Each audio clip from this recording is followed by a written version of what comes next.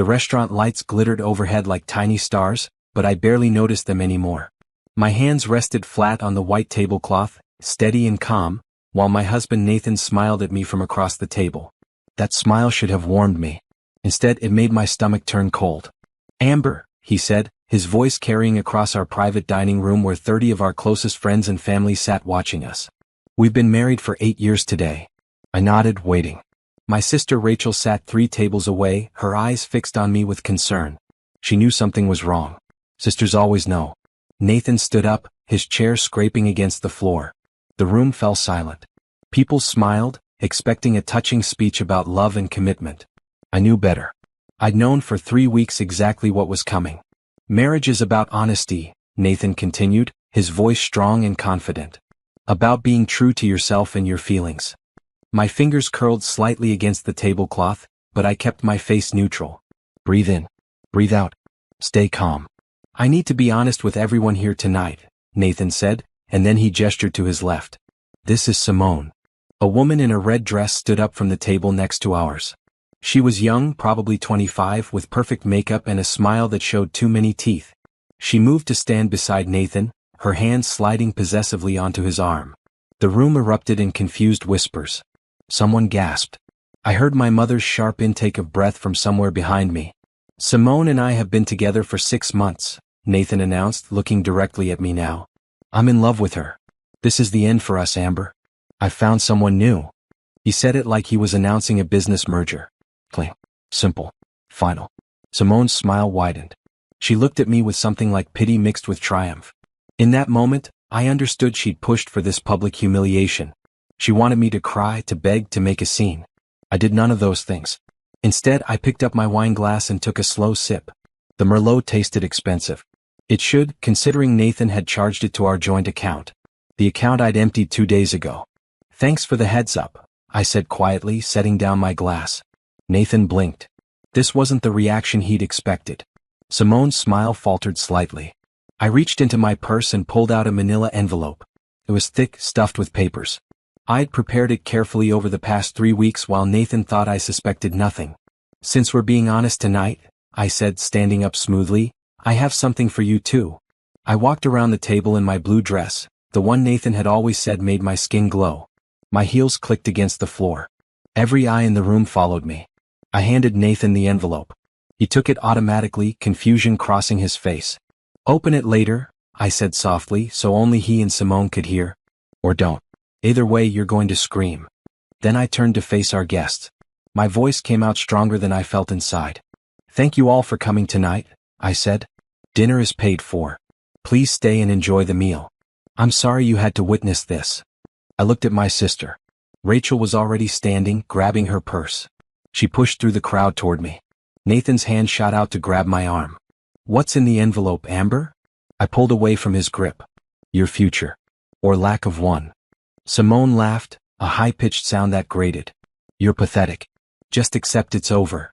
I looked at her directly for the first time. "I accepted it 3 weeks ago when I found out about you. Everything else I did after that was just preparation." Nathan's face went pale. "What do you mean, 3 weeks ago?" I didn't answer. I just walked toward the exit, my head high, my spine straight. Rachel fell into step beside me, her hand finding mine. Behind us, I heard the sound of tearing paper. Nathan was opening the envelope. "Good. Let him see it all now in front of everyone. Let Simone see it too." The screaming started before I even reached the door. Nathan's voice rose above the shocked murmurs of our guests. No. This can't be legal. Amber. I didn't turn around. I just kept walking. Rachel squeezed my hand. "You okay?" she whispered. "Getting there," I said. We stepped out into the cool night air. Behind us, Nathan's voice grew louder, more desperate. I heard Simone asking what was wrong, her voice sharp with concern. I climbed into Rachel's car and finally let myself breathe. Really breathe. My hands started shaking then, all the adrenaline catching up with me. "What was in the envelope?" Rachel asked as she started the engine. "Everything," I said. "Divorce papers. Transfer documents for the restaurant. Evidence of embezzlement. A formal complaint I filed with the police about missing business funds." Rachel's eyes went wide. "You're not playing around." "He humiliated me in public," I said. "He thought I'd be weak. He thought I'd fall apart. But you didn't. No, I agreed. I got smart instead. As we drove away, I looked back at the restaurant one last time. Through the windows I could see chaos. People standing, pointing, talking. Nathan waving papers in the air. Simone backing away from him, her face shocked. It was the last time I'd see that place as Nathan's wife. When I returned, it would be as the sole owner. The envelope had changed everything. 3 weeks earlier, I'd been sleeping when my phone buzzed at 2 in the morning. Nathan wasn't in bed. Again. He'd been working late a lot. At least that's what he told me. Our restaurant, Bloom's, was doing well. We'd built it together from nothing, both of us working 70-hour weeks to make it succeed. I understood long hours. I accepted them. But something felt wrong. I got up and walked downstairs. Nathan's study door was closed, a line of light showing underneath. I heard his voice, low and warm, the way he used to talk to me. "I can't wait to see you tomorrow," he said. "Wear that dress I like." My heart stopped. I stood frozen in the hallway, my bare feet cold against the hardwood floor. I know, Nathan continued. "Soon. I promise. We'll figure it out." I backed away silently and returned to bed. My mind raced through 1,000 possibilities, each one worse than the last. In the morning, Nathan acted normal. He kissed my forehead, made coffee, talked about the new menu we were testing. I played along, smiling and nodding while my stomach churned. That afternoon, I did something I'd never done before. I called a private investigator. His name was Tom Patterson, recommended by a friend who'd gone through her own divorce. He met me at a coffee shop far from our neighborhood. "Tell me what you need," Tom said. He was older, maybe 50, with kind eyes that had probably seen too many broken marriages. "My husband is having an affair," I said. The words felt strange in my mouth. "I need proof." "Does he know you suspect anything?" "No. He thinks I'm clueless." Tom nodded. "That's good. Keep it that way. Don't confront him. Don't change your behavior. Let him get comfortable." Over the next week, Tom followed Nathan. The pictures came back quickly. Nathan and Simone at restaurants. Nathan and Simone at a hotel. Nathan and Simone at a jewelry store looking at rings. Rings. He was going to leave me for her. That much was clear. But the real discovery came when Tom dug into our business finances. "Your husband has been moving money," Tom told me during our second meeting. "Large amounts. From your business account into a personal account only he can access." I felt sick. "How much?" "Over the past 6 months? Close to $200,000. My hand shook as I set down my coffee cup. "That's embezzlement." "It is," Tom agreed. "Do you want me to document everything?" "Yes, everything. Every transaction, every transfer, every receipt." I spent the next week acting like nothing was wrong. I smiled at Nathan over dinner. I asked about his day. I pretended not to notice when he came home late smelling like perfume. Inside I was planning. Rachel was the only person I told. We met at her house one evening while Nathan thought I was at a book club meeting. "Are you sure about this?" Rachel asked. She sat across from me in her green living room, her face worried. "Maybe you could try counseling." "He's stealing from our business to fund his affair," I said flatly. "He's planning to leave me. He's been lying for 6 months. What's there to counsel?" Rachel reached for my hand. "I just don't want you to regret anything." "I won't regret protecting myself." That night I started gathering documents. Bank statements. Business records. Partnership agreements. Everything that proved Nathan and I owned Bloom's together 50-50. I found something else too. A prenuptial agreement we'd signed 8 years ago. I'd forgotten about it, honestly. We'd been so in love, so sure we'd last forever. The prenup stated that in case of divorce due to infidelity, the faithful spouse received full ownership of any jointly owned businesses. Nathan had insisted on that clause. He'd been worried about me cheating, apparently. The irony tasted bitter. I made copies of everything and stored them in a safety deposit box at a bank Nathan didn't know about. Then I met with a lawyer. Her name was Patricia Holmes, and she had a reputation for being ruthless in divorce cases. She listened to my story without interrupting, taking notes in neat handwriting. "You have a strong case," Patricia said when I finished. "The prenup is clear. The embezzlement is documented. If we move carefully, you can walk away with the restaurant and he'll face criminal charges." "I want both," I said. Patricia smiled slightly. "Then we'll get you both. But we need to be strategic. No confrontation yet. We'll prepare everything, file the papers, and serve him when he least expects it." "He's planning something," I told her. "Our anniversary is in 2 weeks. He's been acting strange about it." Strange how. Excited. Like he's planning something big. Patricia's expression darkened. He might be planning to announce the affair publicly. Some cheaters do that to control the narrative. My stomach dropped. At our anniversary dinner? It's possible. If he does, let him. Stay calm. Don't react. It'll only make you look better in court and in the eyes of your mutual friends. I thought about that for a long time. The idea of sitting through a public humiliation made me want to scream. But Patricia was right. Control was everything. What if I had a surprise of my own? I asked. Patricia raised an eyebrow. What kind of surprise? Legal papers. Divorce papers, transfer of ownership, everything. What if I gave them to him at the dinner? In front of everyone? Patricia considered this. It's risky. But if you can stay calm, if you can control your emotions, it might work in your favor. You'd be showing strength, not weakness. I can do it, I said. I spent the next 2 weeks preparing. I visited our accountant and explained the situation. Together, we created paperwork that would transfer Bloom's entirely into my name. With the prenup and Nathan's embezzlement, it was legally sound. I filed police reports about the missing money. I gave them Tom's evidence. They agreed to wait until after the anniversary dinner to move forward with an investigation. I bought a new dress, blue and beautiful. I got my hair done. I practiced my calm face in the mirror until it became natural. Nathan noticed nothing. He was too busy planning his own announcement, too caught up in his affair to see what was happening right under his nose. The night before our anniversary, I barely slept. But when morning came, I was ready. Whatever Nathan had planned, I had something better. The morning of our anniversary, Nathan woke up excited. I could see it in the way he moved around our bedroom, humming while he got dressed for work. Big day, he said, adjusting his tie in the mirror. It is, I agreed, my voice neutral. He came over and kissed my cheek. His lips felt cold. I've got something special planned for tonight. So do I said truthfully. Nathan smiled, not understanding. He never understood what he didn't want to see. After he left for the restaurant, I sat in our bedroom for a long time. 8 years of marriage lived in this room. Photos on the dresser. His shoes by the closet. My books stacked on the nightstand. I felt sad, but not for the reasons I expected. I wasn't mourning Nathan. I was mourning the person I'd been when I married him. That version of Amber believed in forever. She trusted completely. She thought love was enough. I knew better now. My phone rang. Patricia. Everything is ready, my lawyer said. The documents are prepared. I'll have them delivered to you this afternoon. Remember, stay calm tonight. Don't let him get a reaction. I won't. And Amber? You're doing the right thing. Don't doubt yourself. After we hung up, I got dressed carefully. The blue dress fit perfectly. I chose simple jewelry, nothing flashy. I wanted to look put together, but not like I was trying too hard. Rachel called twice to check on me. Are you sure you don't want me to come over? She asked during the second call. I'm fine. I'll see you tonight at dinner. He's really going to do it? Announce the affair in front of everyone?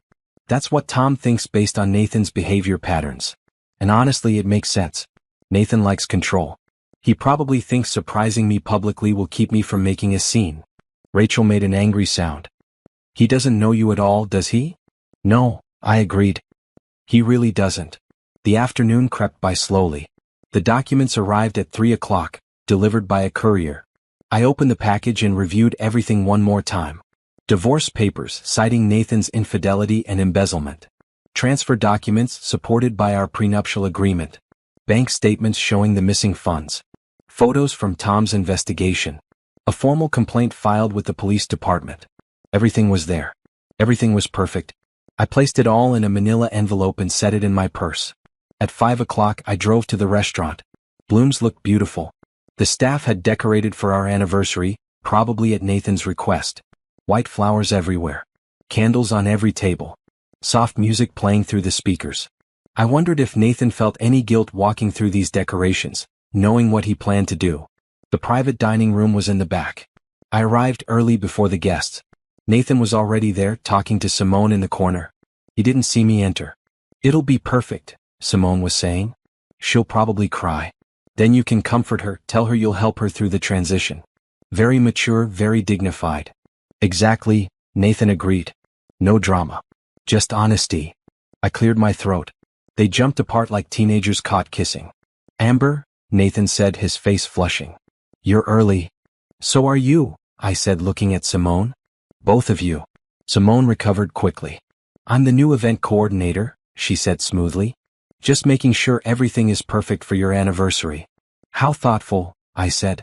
I took my seat at the head table and watched them scramble to act normal. Nathan kept glancing at me, trying to read my face. I gave him nothing. Guests started arriving at 6. Friends from college. Nathan's business partners. My family. His family. People we'd known for years, people who thought we were happy. I greeted everyone with smiles and hugs. I accepted their congratulations. I pretended tonight was just another celebration.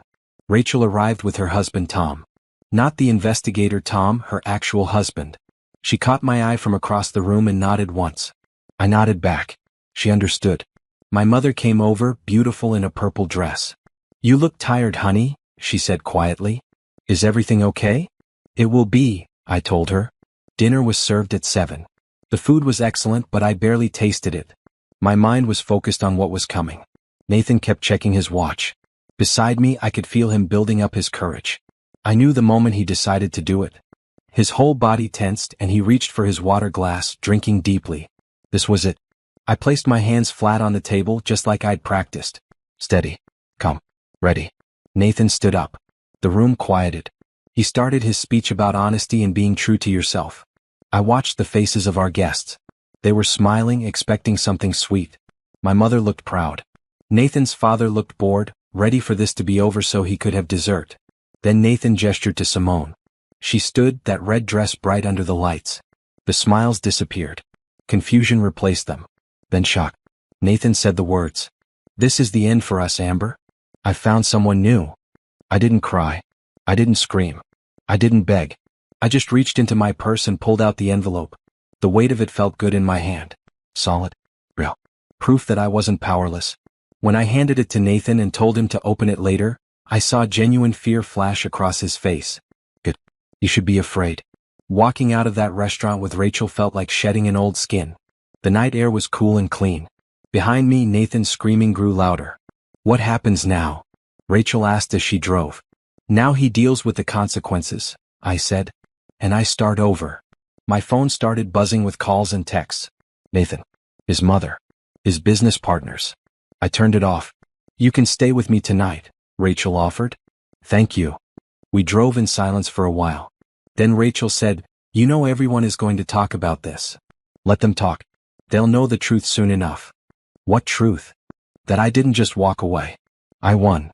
The morning after the anniversary dinner, I woke up in Rachel's guest room with my phone still turned off.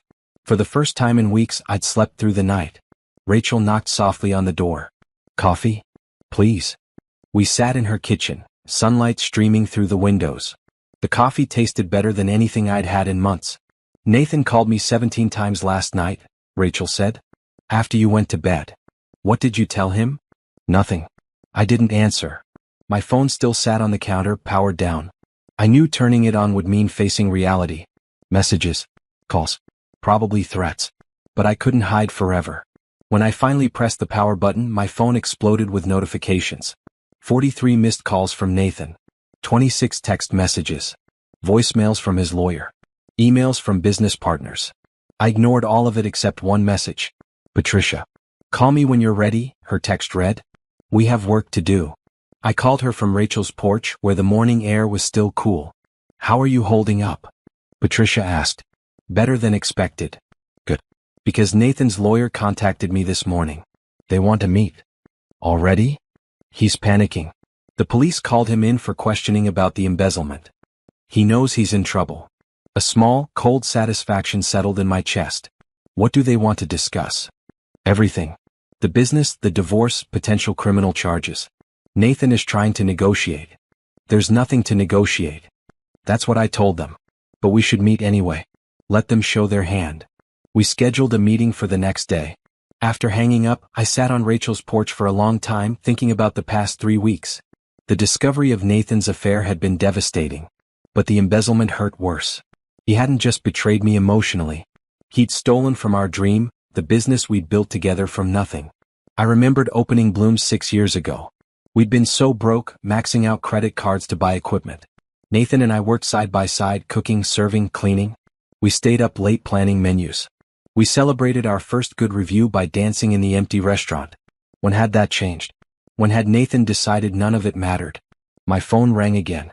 I checked the caller ID. Nathan. Against my better judgment, I answered. Amber, thank God, Nathan said. His voice was rough, like he'd been crying. We need to talk. This is all a misunderstanding.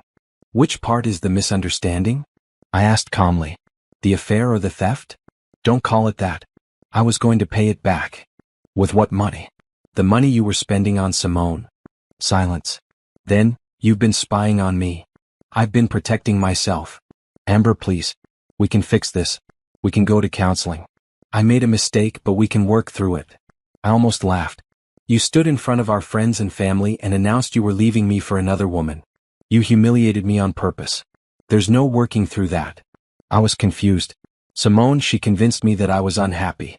But I'm not. I love you. I love our life. You love our restaurant, I corrected. Which you no longer own. That can't be legal. My lawyer said we can fight it. Your lawyer is wrong. The prenup is clear. Infidelity means I get the business. And the embezzlement means you'll probably face criminal charges. Nathan's breathing grew heavy. You planned this. You knew about the affair and you planned all of this. I protected myself, I said again. That's not the same thing. Amber, please. I'm begging you. Don't do this. We can share the restaurant. I'll end things with Simone. Just don't press charges. Where is Simone now? I asked. Silence. She left you, didn't she? When she found out the money was gone. That's not. She just needs time to process everything. She used you, I said. And you let her because you're weak. You always have been. I just didn't see it before. Amber. Don't call me again. Have your lawyer contact mine. I hung up and turned off my phone once more. Rachel came outside with more coffee. That sounded intense. He wants to negotiate. He thinks I'll give in. Will you? I looked at my sister. What do you think? Rachel smiled. I think he doesn't know who he's dealing with. The next day I met Patricia at her office. Nathan's lawyer was already there, a man named Gerald something. He looked expensive and annoyed. Mrs. Roberts, Gerald said. Thank you for meeting with us. It's Ms. Hayes now, I corrected. I'm going back to my maiden name. Gerald nodded. My client wants to discuss a settlement. What kind of settlement? Patricia asked. Mr. Roberts is willing to give Ms. Hayes 60% of the restaurant. In exchange, she drops the criminal complaint and agrees to a quiet divorce. No, I said immediately. Ms. Hayes, please be reasonable. This is a generous offer. It's my restaurant, I said. All of it. The prenup says so. Your client violated the terms of our marriage. He gets nothing. The prenup might not hold up in court. Then let's go to court, I said. Let a judge see the evidence of the affair and the embezzlement. Let's make it public record. I'm sure the business community would be very interested. Gerald's jaw tightened. You're being vindictive. I'm being fair. Nathan made choices. Now he lives with the consequences. The meeting ended badly. Gerald threatened legal action. Patricia calmly showed him more evidence of Nathan's theft. He left looking pale. After he was gone, Patricia turned to me. You're sure about this? Taking everything? He took everything from me first, I said. My trust. My marriage. My sense of safety. Why should he keep half of something he tried to steal? He shouldn't, Patricia agreed. But the fight might get ugly. I don't care. I'm done being quiet. I'm done being nice. Over the next week, Nathan tried everything. He called from different numbers. He sent flowers to Rachel's house. He even showed up at Bloom's one evening, but the staff called the police before I had to see him. His lawyer filed motions. We filed counter motions. The legal battle was exhausting, but I refused to back down. Then something unexpected happened. 3 of Nathan's business partners reached out to me. They'd heard about the embezzlement. They wanted to know if their investments were safe. I met with them at a neutral location. I showed them everything. The missing money, the timeline, the evidence. This is bad, one of them said. This could destroy Bloom's reputation. Not if we handle it right, I said. Nathan stole from the business. I'm the victim here just like you. If we present it that way, the restaurant can survive. They agreed. Together, we drafted a statement explaining that Nathan Roberts was no longer affiliated with Bloom's due to financial misconduct. I would be taking over as sole owner and CEO. The statement went public the following Monday. The response was overwhelming. Most people supported me. Some of Nathan's friends tried to defend him, but the evidence was too strong. Within 2 weeks, I had full legal control of Bloom's. Nathan's attempts to fight the prenup failed in court. The judge ruled in my favor on every point.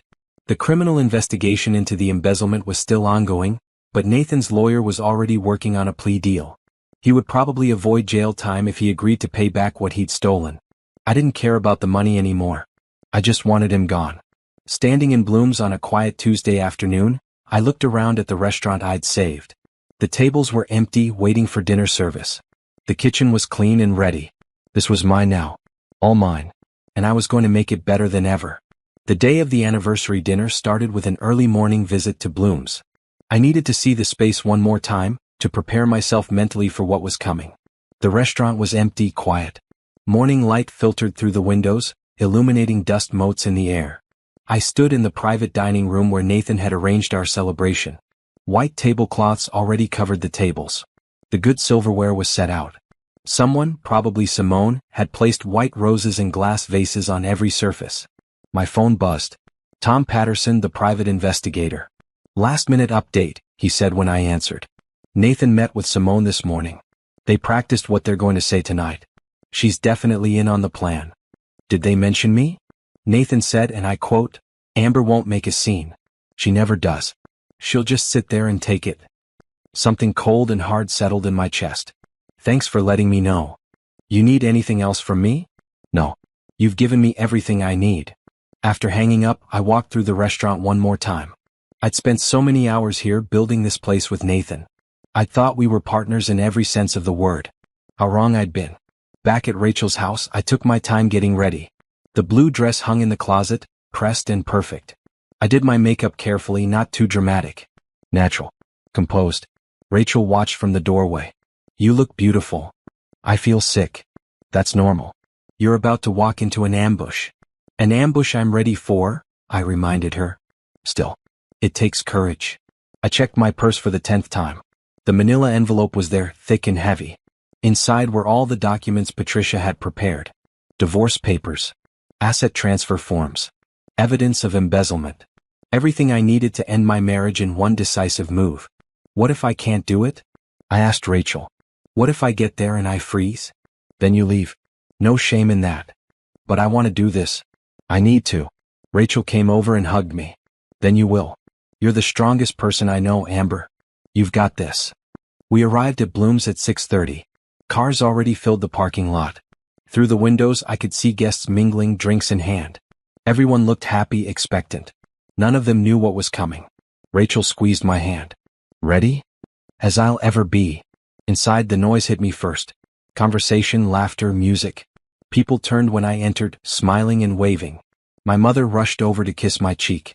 Nathan's father shook my hand, telling me I looked lovely. I played my part perfectly. Smiled. Thanked everyone for coming. Accepted congratulations on 8 years of marriage. Nathan stood near the bar, talking to his business partners.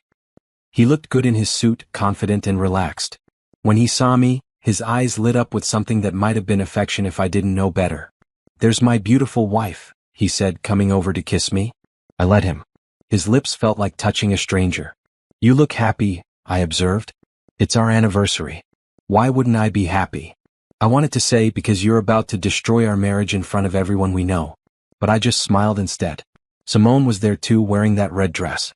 She stood by the windows, playing the role of event coordinator perfectly. Adjusting flowers. Checking with the servers. Looking busy and professional.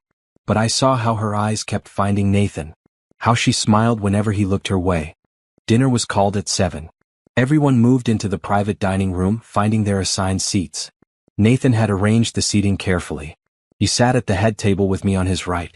Simone's table was directly in front of us, close enough to see everything clearly. The first course was served. Butternut squash soup, one of Bloom's signature dishes. I created the recipe myself 3 years ago. I ate mechanically, tasting nothing.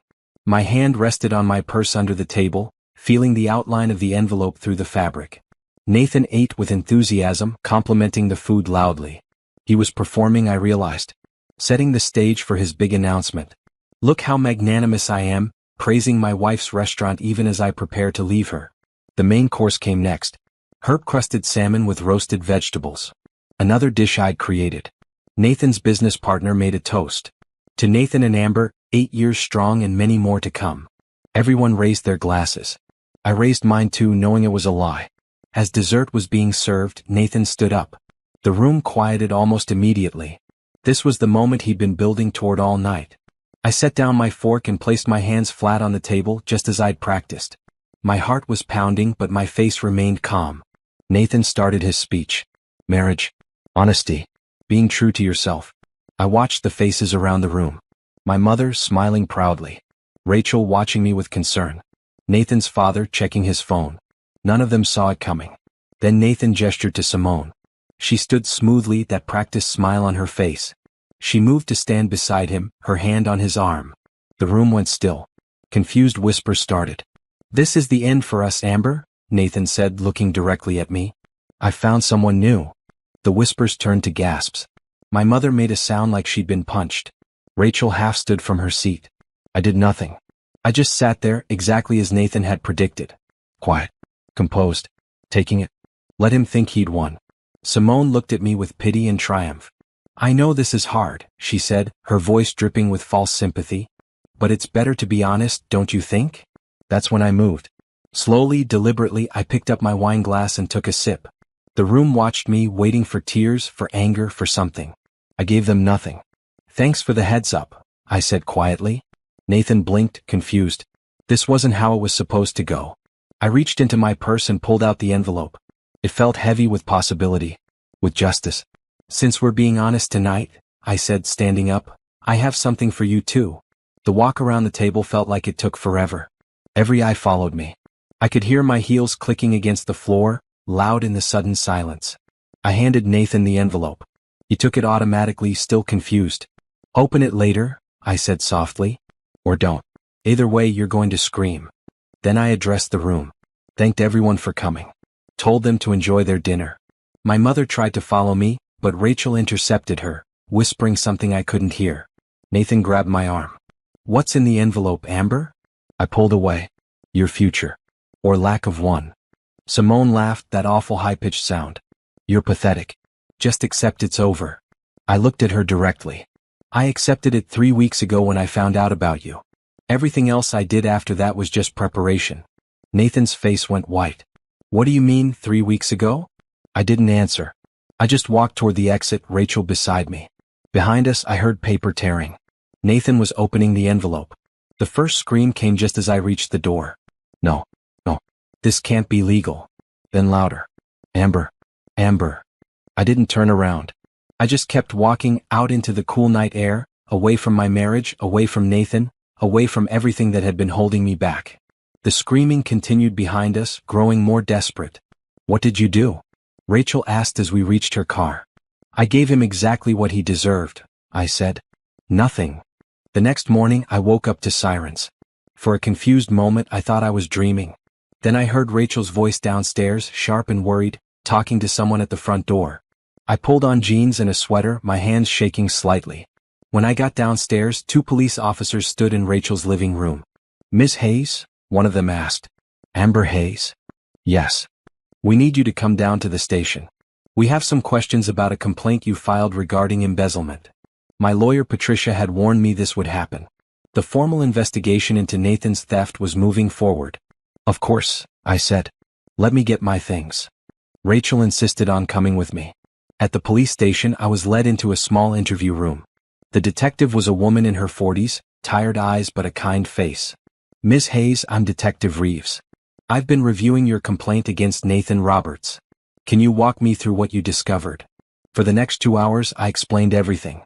The suspicious behavior. Hiring Tom Patterson. The discovery of missing funds. The paper trail showing Nathan had been transferring money from our business account into his personal account for 6 months. "That's $214,000, Detective Reeves said, checking her notes. "You're certain about that number?" My accountant confirmed it. "And you believe he was using this money to fund an affair?"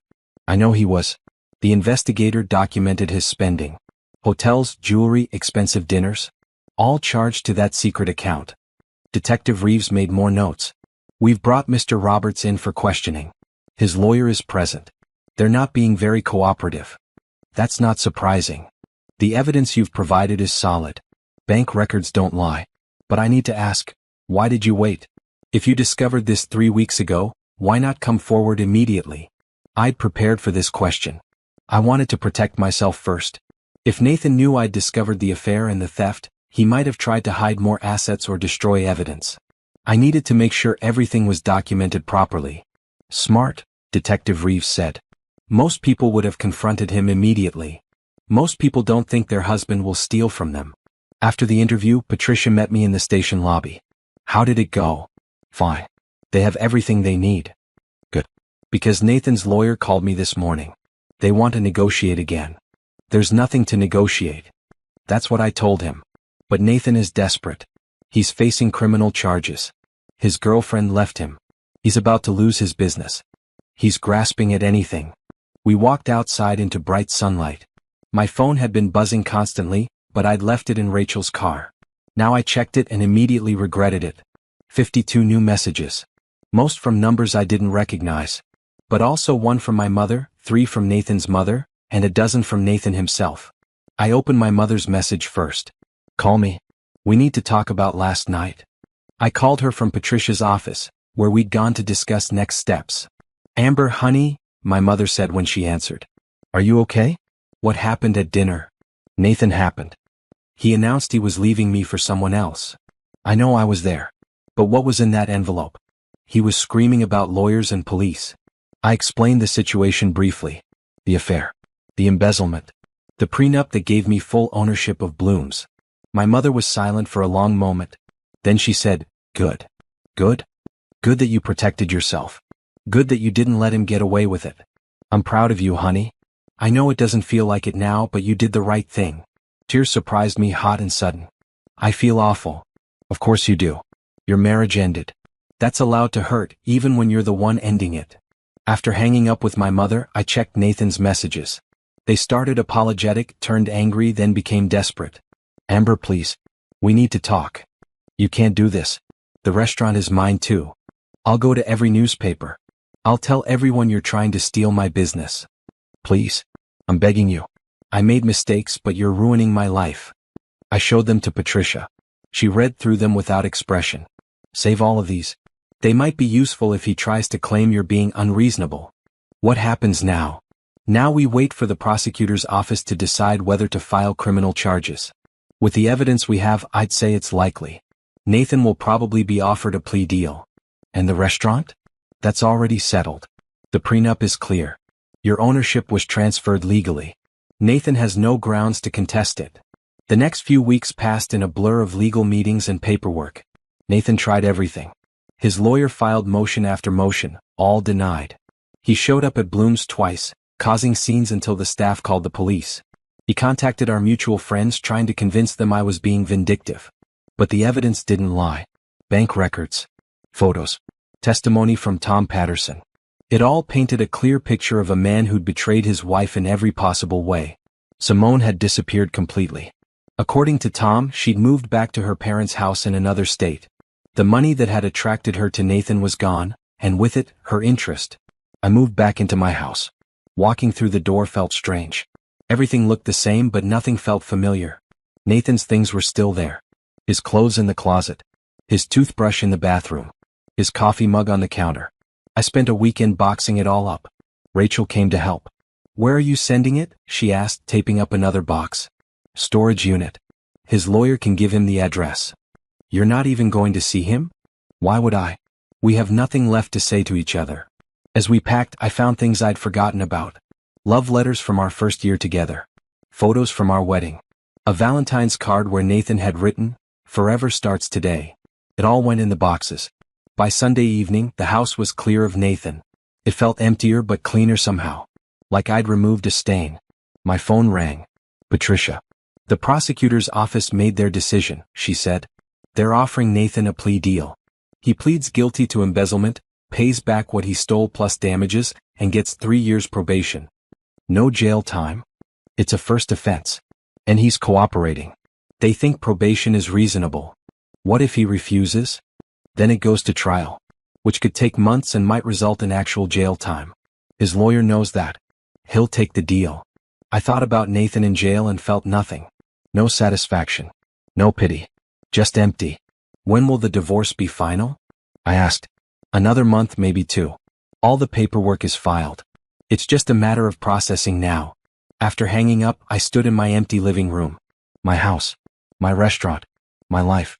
Nathan had tried to take it all away. And he'd failed. The doorbell rang. I opened it to find a delivery person with a large box. Amber Hayes. That's me.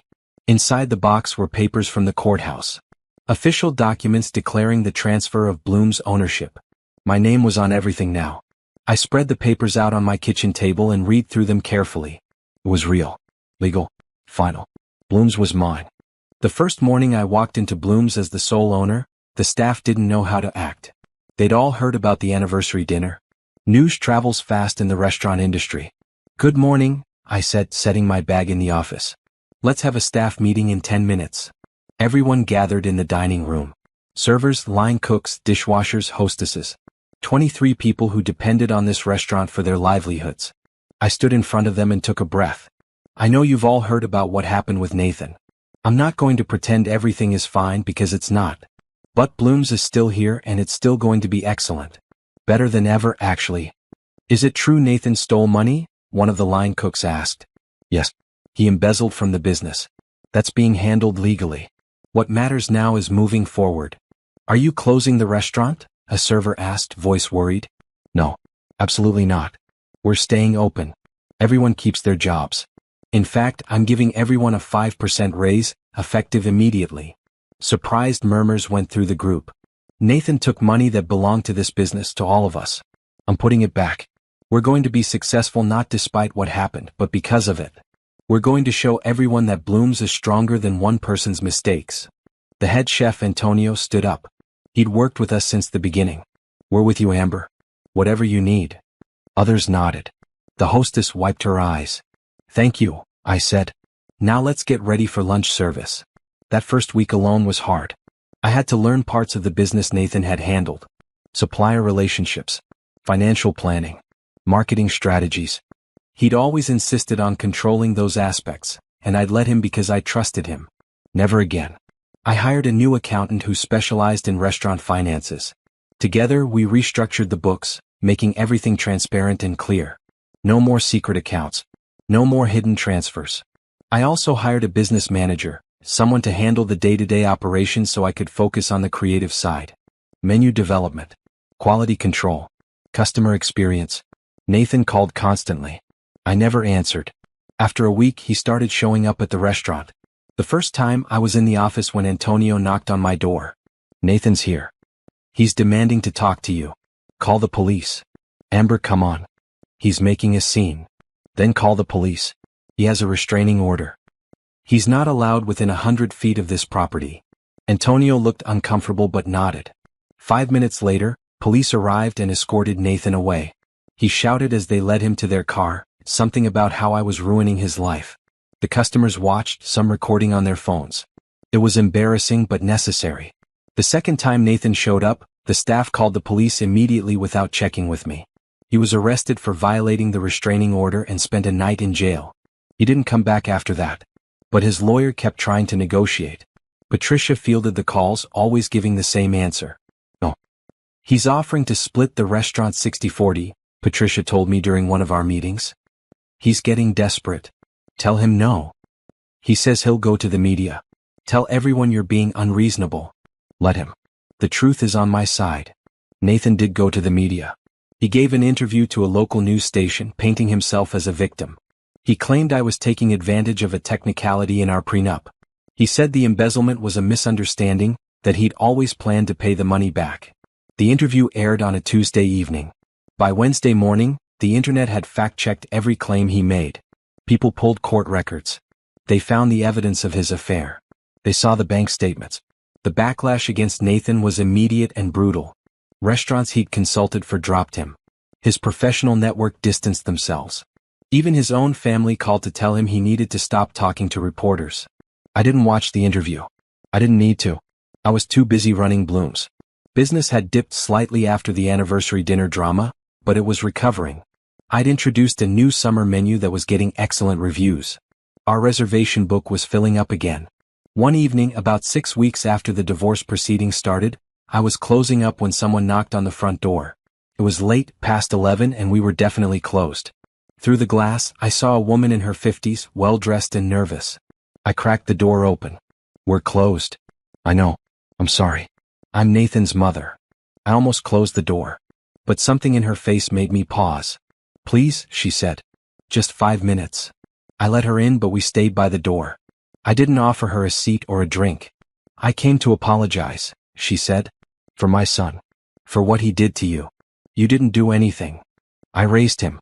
Somewhere along the way I failed. He turned into someone I don't recognize." I didn't know what to say to that.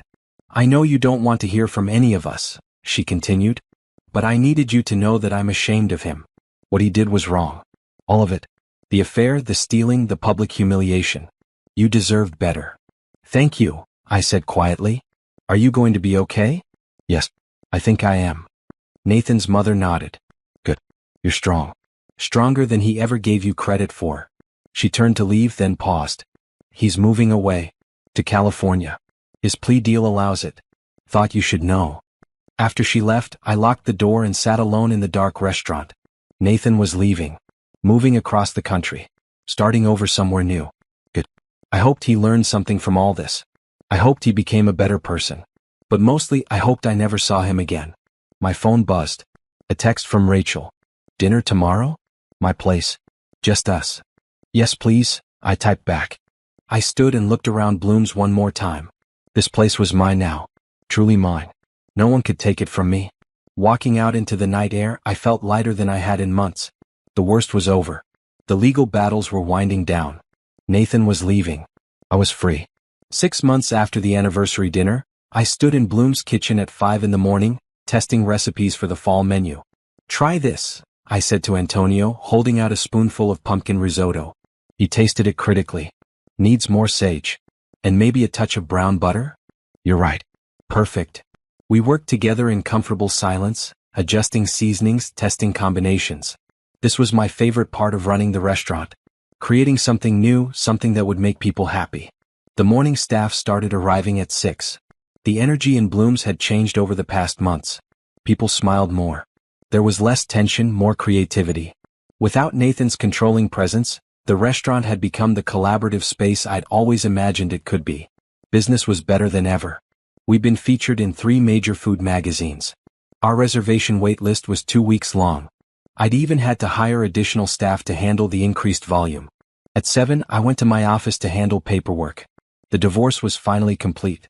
Official. Legal. My marriage to Nathan was over, reduced to a stack of documents in a file folder. Patricia had sent the final papers yesterday with a note. "Congratulations on your freedom." I filed them away and focused on more important things. Bureau. Inventory orders. A proposal from a local farmer about sourcing organic vegetables. The restaurant opened for lunch at 11. By noon we were packed. I walked through the dining room, checking on customers, making sure everything ran smoothly. "Miss Hayes." A man at table 6 waved me over. "This salmon is incredible. Best I've had in years." "Thank you. It's a new preparation method I've been working on." "You're the chef." "An owner, yes." "Well, you've got yourself a new regular customer. I'll be bringing everyone I know here." Interactions like that made everything worthwhile. The stress, the pain, the public humiliation. All of it had led to this moment, standing in my restaurant, hearing genuine appreciation. Around 2, when the lunch rush died down, a man came in asking for a table. He was probably 40, dressed casually in jeans and a green button-down. The hostess told him we were booked, but he asked if he could sit at the bar. "I'm Julian Walsh," he said when I checked in with the bartender. "Food critic for the City magazine.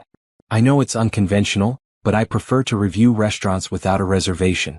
Gives a more authentic experience." My heart sank. A food critic. And I hadn't known he was coming. "Of course," I said smoothly. "Welcome to Bloom's." Julian ordered the tasting menu, 6 courses of my newest creations. I watched nervously from the kitchen as each dish went out. He took notes after every course. Photographed some plates. Had long conversations with his server about ingredients and preparation methods. After 2 hours, he asked to speak with me. "That was exceptional," Julian said when I came to his table. Truly. The flavor combinations are adventurous but balanced. The presentation is elegant without being pretentious. And that pumpkin risotto? Genius. Thank you. That means a lot coming from you. I'd like to do a full feature. Interview you, photograph the restaurant, really showcase what you're building here. I'd be honored. We scheduled the interview for the following week. After Julian left, I allowed myself a moment of pure joy. A major food critic had loved Bloom's. Had asked to feature it. This could change everything. The interview took place on a quiet Tuesday afternoon. Julian arrived with a photographer and a list of questions. Tell me about your journey with Bloom's, he started. I've heard there were some changes recently. I'd prepared for this question. Everyone in the industry knew about the divorce and the scandal. My ex-husband and I opened Bloom's together 6 years ago. Recently, I became the sole owner. It's allowed me to really develop the vision I've always had for this place. The vision being? Fresh, seasonal ingredients prepared with care. A dining experience that's sophisticated but not intimidating. Food that makes people happy. Julian made notes. You redesigned the menu completely after taking over. That's bold. It felt necessary. The restaurant needed to evolve. We talked for over an hour. About my cooking philosophy. About the challenges of running a restaurant alone. About my plans for the future. Any thoughts about expansion? Julian asked. Opening a second location? Eventually, maybe. Right now, I'm focused on making this location the best it can be. The feature ran 2 weeks later. It was 4 pages with beautiful photos of the food and the restaurant. Julian's review was glowing. Amber Hayes has transformed Bloom's into something extraordinary, he wrote. Her attention to detail, creative menu, and commitment to excellence are evident in every dish. This is farm-to-table dining at its finest. The day the article published, our phone didn't stop ringing. People wanted reservations. Other food critics wanted to review us. A television food show reached out about featuring Bloom's in an upcoming episode. I was overwhelmed and thrilled. Julian stopped by a few days later to see how I was handling the attention. It's been crazy, I admitted. But good crazy. You deserve it. Bloom's deserves it. We ended up talking for an hour, sitting at the bar after closing. He told me about his career as a food critic, the thousands of restaurants he'd reviewed, the trends he'd watched come and go. I told him about building Bloom's from nothing, the long hours and maxed out credit cards, the joy of finally succeeding. You're not just a good chef, Julian said. You're a survivor. That's rare. I didn't have much choice. That's not true. You could have given up, closed the restaurant, walked away. Instead, you fought. It was nice to talk to someone who understood the industry, who appreciated the work that went into running a successful restaurant. Julian started coming by regularly. Sometimes to try new dishes I was testing. Sometimes just to talk. We developed an easy friendship, built on mutual respect and shared interests. He never asked about Nathan. Never brought up the scandal. He seemed to understand that I'd moved past it and didn't need to dwell on what had been. One evening, about 8 months after the divorce, Julian invited me to a food festival happening downtown. Lots of great vendors, he said. Good networking opportunity. And honestly, it's fun. You should come. I almost said no. I'd been working nonstop, rarely taking time for myself. But something made me agree. The festival was crowded and energetic. Julian introduced me to other chefs, restaurant owners, food writers. We tasted dozens of dishes, compared notes, laughed at some of the more experimental combinations. It felt good to be out, to be social, to think about something other than work. You're smiling, Julian observed at one point. I am? You are. It's nice to see. Walking back to my car later, I realized he was right. I'd been smiling all evening. Genuinely happy. When had that happened? When had I stopped just surviving and started actually living again? The answer came to me as I drove home. It had been gradual. Each small victory. Each good review. Each successful service at Bloom's. They'd built up over time until I'd become someone new. Someone stronger. Someone happier. Someone who didn't need anyone else to feel complete. I liked this new version of myself. By the 1-year anniversary of the divorce, I barely thought about Nathan anymore. He'd become a character in a story I used to tell, not someone who still affected my daily life. I'd heard through mutual acquaintances that he was working as a sous chef in Los Angeles. Making decent money, but nothing like what he'd had with Bloom's. His plea deal had required him to pay back every dollar he'd stolen, plus damages. He'd be paying that debt for years. I didn't feel sorry for him. Bloom's was thriving. I'd opened a second location in a neighboring city. Nothing huge, just a smaller version of the original. But it was doing well and I was proud of it. Julian had become one of my closest friends. We grabbed coffee most Sundays talking about food, life, everything. He'd reviewed the new location and given it 4 stars. "You're building an empire," he joked over coffee one Sunday morning. "Hardly. 2 restaurants is not an empire. It's a start. What's next? I don't know. Maybe a cookbook? People keep asking for my recipes. You should do it. Your voice deserves a wider audience." I considered the idea. A cookbook felt permanent, like cementing my success in a tangible way. That afternoon I called Rachel. "Want to come over? I need advice." She arrived an hour later with wine and Chinese takeout.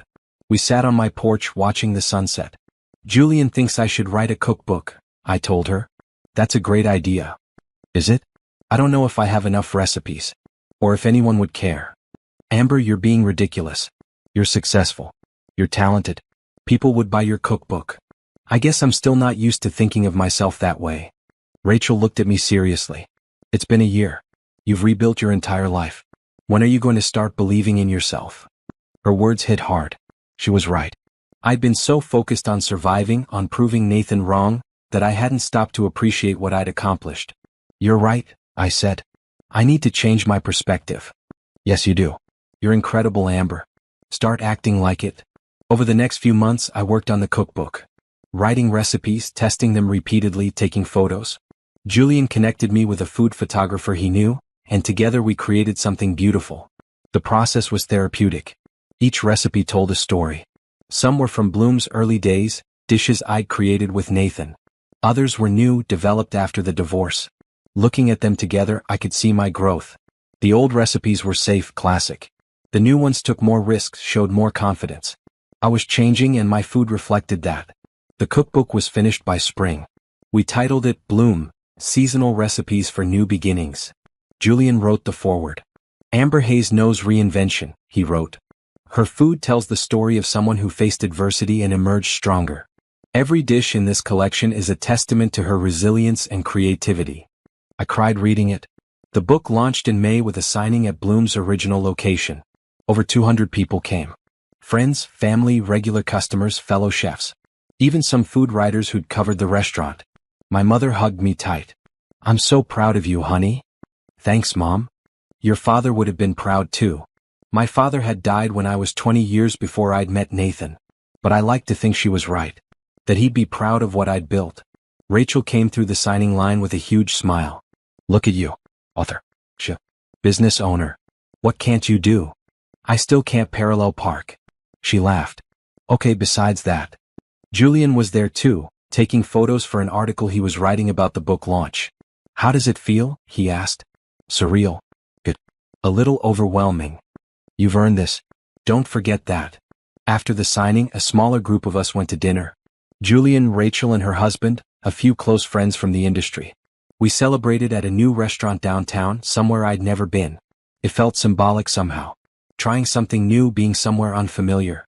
Not because I was running from the past, but because I was open to the future. Over dinner, Julian made a toast.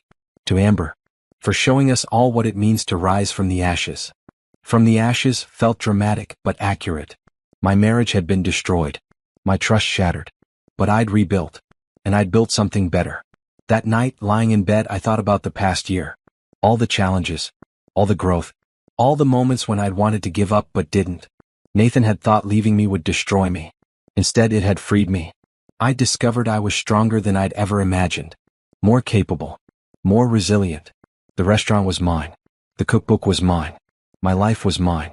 No one could take that away. My phone buzzed with a text from Julian. "Great night. Proud of you. Thanks for everything," I typed back. "Couldn't have done it without your support. You would have figured it out. But I'm glad I could help." I set down my phone and smiled in the darkness. I had good friends. A successful business. A book with my name on it. I didn't need romance. I didn't need someone to complete me. I was complete on my own. 2 years after the anniversary dinner that changed my life, I stood in Bloom's original location, preparing for a very different celebration. Tonight, we were marking the restaurant's 8th anniversary. 8 years since Nathan and I had opened the doors. 2 years since I'd become the sole owner. But this time, the celebration was genuine. The dining room was full of people who actually cared about me. Rachel and her family. My mother. Antonio and the rest of my staff. Julian. Friends from the industry. Regular customers who'd become friends. No drama. No hidden agendas. Just honest appreciation and joy. I'd closed the restaurant for a private event, something I'd never done before. But tonight wasn't about business. It was about gratitude. Thank you all for being here, I said, raising my glass. 2 years ago, my life fell apart in this room. But you all helped me rebuild. You supported Blooms when you didn't have to. You believed in me when I struggled to believe in myself. I looked around at the faces watching me. My mother wiping her eyes. Rachel beaming with pride. Antonio nodding encouragingly. So this isn't just an anniversary celebration, I continued. It's a thank you. To everyone who stood by me. Who ate here when business was slow. Who told their friends about us. Who gave me a chance to prove myself. This restaurant exists because of you. Everyone clapped. Then Antonio stood up with his own glass. I've worked in a lot of kitchens, he said. With a lot of chefs. But I've never worked for anyone like Amber. She's not just talented. She's genuine. She cares about her staff, her customers, her food. Blooms is special because she makes it special. More applause. I felt my face flush with gratitude and embarrassment. The evening progressed with good food and better company. I'd created a special tasting menu for the occasion, 11 courses that showcased Bloom's evolution over the years. Each dish told a story. The butternut squash soup from our first menu. The pumpkin risotto that had impressed Julian. New creations I'd developed recently. Between courses, people shared memories. A customer talked about the first time he'd eaten at Bloom's, when we were unknown and struggling. A food writer described how impressed she'd been watching me rebuild after the scandal. Rachel told a story about me calling her at 2 in the morning, crying because I didn't think I could handle running the restaurant alone. And look at you now, she finished. 2 locations. A cookbook.